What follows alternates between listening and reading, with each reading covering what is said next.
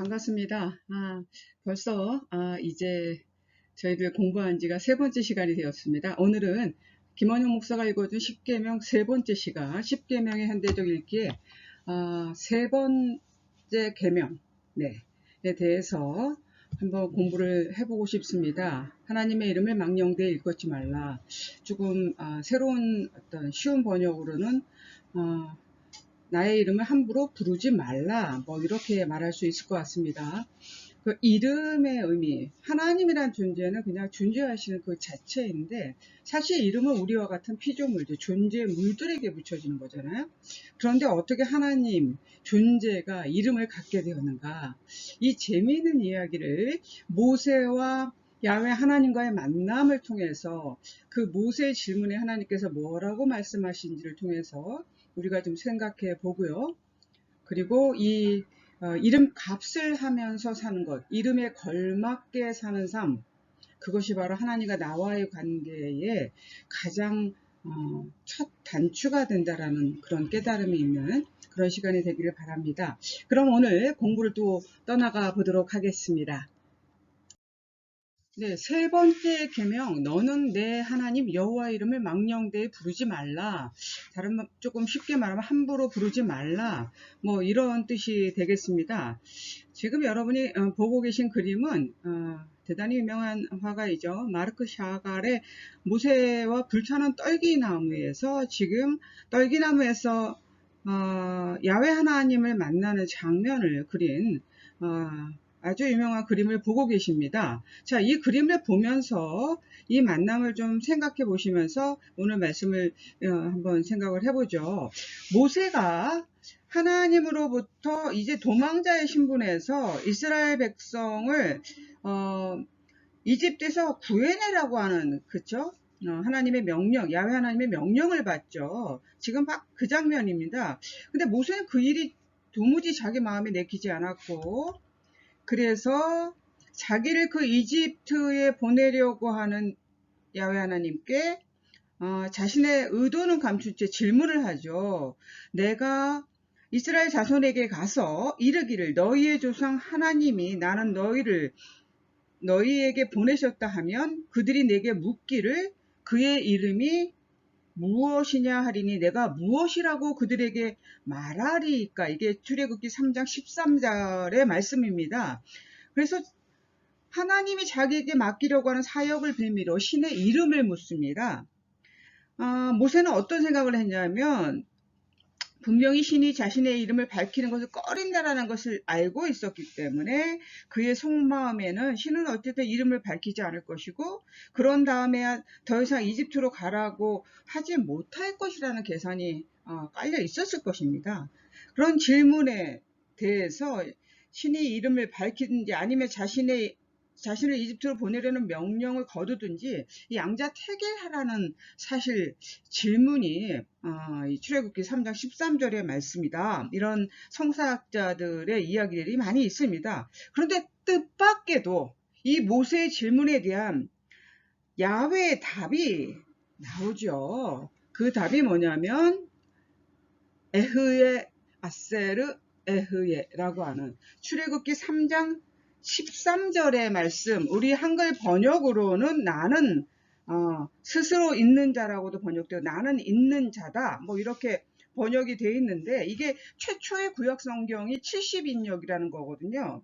이 최초의 구약 성경인 70인역이 나오는 그리스어입니다. 에흐예 아세르 에흐예, 나는 스스로 있는 자, 나는 있는 자다라는 표현을 하고 계시거든요. 너무나 놀라운 신의 이름을 스스로가 밝힌 첫 번째 구절이 되겠지요. 이 70인역의 성경이 뭐냐 하면, 이스라엘 사람들이 각 지파당 6명씩 도합 72명의 장로들을 초빙해서 그 유대인 율법을 그리스어로 번역함으로써 만들어진 최초의 구약성서가 70인역입니다. 거기에 이렇게 야훼 하나님이 답하셨다. 그 의미는 우리 한글 번역에는 나는 있는 자다, 혹은 스스로 있는 자, 나는 있다, he is, 이렇게 번역이 되고 있습니다. 자, 이 말이 얼마나 엄청난 말이냐면, 사실 이 에흐에, 아셀, 에흐에 가지고 뭐 책 한 권, 아니 책 10권이 나올 수 있는 이야기죠. 이 말을 통해서 하나님, 야훼 하나님은 어떤 얘기를 하고 싶었는가? 자신이 존재물, 피조물이 아니라 존재 그 자체라는 것을 우리에게 말씀하고 계신다. 예, 그래서 하나님의 이름을 조금 더 자세히 말씀을 좀 나누자면 이 여호와, 야훼라고 하는 단어가 지금 혼재되어서 사용되고 있죠, 많이. 저희 그 개신교에서 여호와라는 말을 많이 쓰는 것 같고요. 뭐 다 그런 건 아니지만 야훼라는 말을 캐톨릭이나 천주교에서 많이 쓰는 것 같지만 다 동일한 의미입니다. 여호와, 야훼. 이제 모세에게 야훼 하나님의 어떤 커밍아웃, 나는 존재다, 나는 그냥 스스로 있는 자다, 나는 있다라고 하는 이 말씀을 하신 후에, 그렇게 대답하신 후에 하나님은 야훼, 여호와라고 하는 이 이름이 자신의 영원한 이름이고 칭호이다라고 선포하고 있습니다. 그게 출애굽기 3장 15절의 말씀인데 제가 한번 읽어드리겠습니다.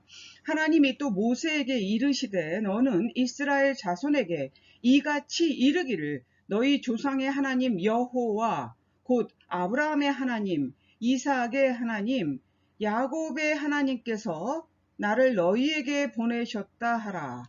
이는 나의 영원한 이름이요 대대로 기억할 나의 칭호니라. 이렇게 선포하고 계시죠. 그래서 구약학자들에 의하면 이 구약 성경에 무려 6823회나 나오고 있는 이 야훼 혹은 여호와로 번역되는 이 단어의 가장 일반적이고 자연스러운 해석은 아까 말씀드렸듯이 he is, 그는 있다, 혹은 그는 존재한다, 또는 그는 현존한다, 이런 의미로 우리가 여호와 혹은 야훼의 의미를 생각해 볼 수 있겠습니다. 사실 이 야훼 하나님의 이름은 아까 모두에 말씀드렸듯이 하나님은 존재 그 자체인데 무슨 이름이 필요하겠어요. 근데 이 모세의 질문에 하나님이 뜻밖의 답, 나는 야훼다, 너희들이 영원히 부를 그 이름이 바로 야훼이다라고 칭호하셨잖아요. 그래서 이 이름은, 야훼 하나님의 이름은 모든 이름을 뛰어넘는 이름이고 부를 수 있는 모든 것 위에 있기 때문에, 모든 명칭 위에 머물러 있기 때문에 그것은 덧없이 존귀한 것이다. 그래서 모든 위에 뛰어난 이름, 지존성을 가지고 있다. 이러한 존귀한 이름, 지존성에 대한 이스라엘 사람들의 경외심은 상당히 유명하죠. 초기 유대교 전통부터 해서 후기에 가면 더 아주 그런 경향이 심해지는데, 야훼라고 하는 이 YHWH 이름을 입 밖으로 낼 수가 없죠. 너무 존귀한 이름이기 때문에 이름을 입 밖으로 내는 순간 즉시 하나님이 그곳에 현존한다라고 생각했기 때문에, 거기에 현존하는데 어떻게 인간이 살 수 있겠어요? 죽음이죠. 그 정도로 경외하는 이름, 두려워하는 이름, 존귀한 이름이 바로 야훼 하나님의 이름이었습니다. 그래서 성경의 야훼라고 하는 이름이 아까 6,800회 이상이 나왔다고 했는데, 성경을 볼 때 그 이름을 부를 수 없었기 때문에 그 이름을 무엇으로 대체해서 불렀느냐? 야훼를 아도나이, 나의 주님이라고 하는 뜻이는데요. 그런 이름으로 바꿔 부르거나, 그리고 하셴, 그 이름이라고 하는 말로 대체해서 불렀다. 이런 이야기를 기억해 두시면 좋겠습니다. 예, 이름에 걸맞게 이름값하며 우리가 하나님과의 관계를 건강하게 하는 것은 바로 이 거룩한, 지존한 하나님의 이름을 가볍게 여기거나 더럽히지 않는 데 있다라고 제3계명은 지적하고 있는 것입니다.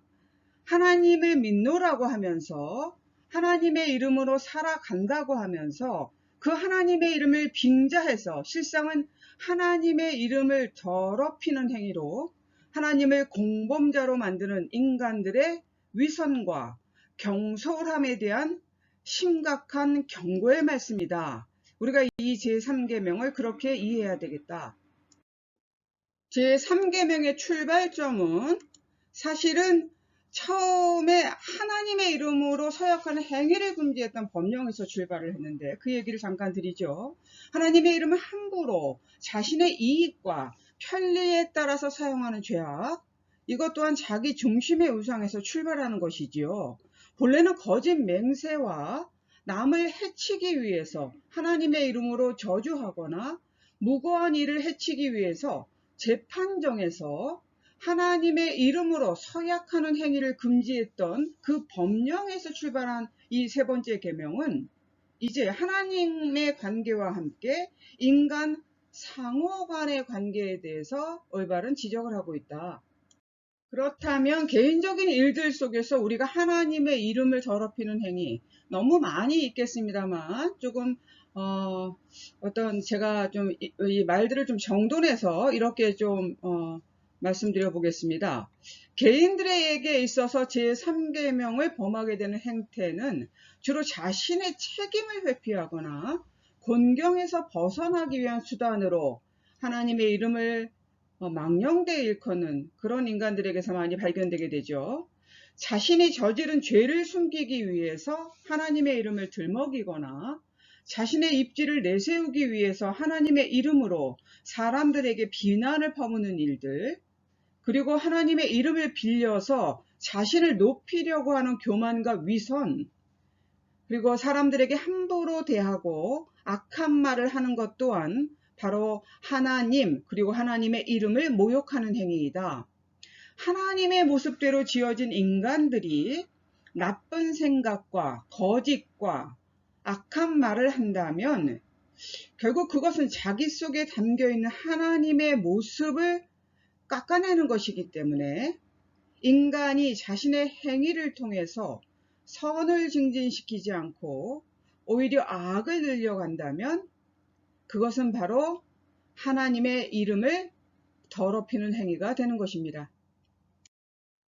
신앙적인 일들 속에서 하나님의 이름을 더럽히는 행위, 알게 모르게 신앙인들이 너무나 많이 범하고 있는 것들이죠. 한번 살펴보겠습니다. 상대방을 비난하기 위해서 기도에서 하나님의 이름으로 상대를 저주하거나 상대방의 이야기를 빗대어 설교하는 행위들, 다 이거 너무나 쉽게 자주 벌어지는 하나님의 이름을 사용한 오용이 되겠죠. 또한 자신이 바라고 원하는 개인적이고 심지어는 이기적인 바램을 위해서 기독교 신앙을 마법과 마술로 만드는 주술적이며 미신적인 신앙 행태 같은 것들이 바로 하나님의 이름을 더럽히는 행위가 되겠다. 하나님의 이름으로 이루어진 축복과 기도가 하나님의 이름을 높이는 것이 아니라 개인의 이기적인 목적이나 이익을 위해서 이루어진다면 이것 또한 하나님에 대한 심각한 반역이 되는 것이다.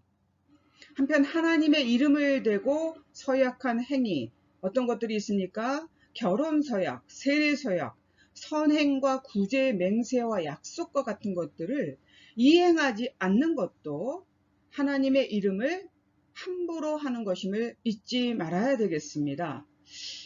제 개인적인 얘기를 드려서 좀 그렇습니다만 저희 어머님도 비슷한 경험이 한 번 있는데 예전 교회를 몇 번 옮기셨는데 교회에서 서약했던 헌금을 다 드리지 못한 것들 때문에 굉장히 오랫동안 기도하면서 그 마음에 죄책감이 있었습니다. 그런데 어느 날 어머니 마음에 어떤 결단과 깨달음이 와서 본인이 그것을 위해서 약정헌금, 약정적금처럼 모아서 그것을 본인이 그때 당시에 출석하던 출석교회에 헌금하셨던 일을 아주 오랜 시간이 지나서 저에게 일종의 간증 비슷하게 말씀해 주셨던 기억이 있습니다. 소위 말하면 우리들이 지금 어쩌면 이 정말 탈종교화되고 다종교화된 사회 속에서 자꾸 신앙의 어떤 선명성들, 자기 삶 속에서 어떤 질서 원칙을 지키고 사는 신앙인들이 자꾸 줄어져 가는데 하나님과 내가 하나님의 이름으로 한 약속은 나는 알고 있거든요.